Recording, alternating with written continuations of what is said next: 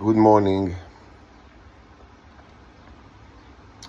So, important things should be reiterated. As I've said in the past, I've already told the stories in various videos. The fertility problem among the Israeli population, especially the defense community and the intelligence community, is not a new thing. It started in during the 70s and the 80s, and it created a whole generation of what you call in the Anglo-Saxons and maybe other people as well called bastards. But children that were born from not from the biological fathers. And of course, this kind of thing is not a unique occurrence in history. And of course, the Israelis will never learn a lesson. They continue to subjugate the strangers even more than ever. Why can't the Israelis learn and change their ways? I don't know, but I've stopped wondering about it long ago because it's just impossible to understand it. These are lizard people. But this punishment will not be limited to the borders of Israel, because many people around the world, especially in the intelligence communities and the defense communities, they hear this, they hear the shouting, the cries of the stranger. They know of the torture, and they only move their mouths and tongues.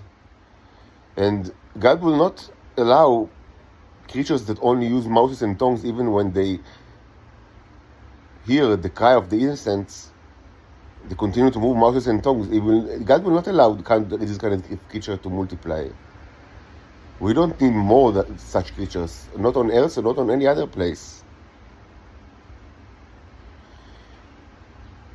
A species that wants to raise their own biological children is required, first of all, to be able to move arms and legs, not mouths and tongues, arms and legs. Not simulation of arms and legs, not sounds that presumably simulate the movement of arms and legs, not noises of arms and legs, but arms and legs, real arms and legs, not metaphorical arms and legs, not theater shows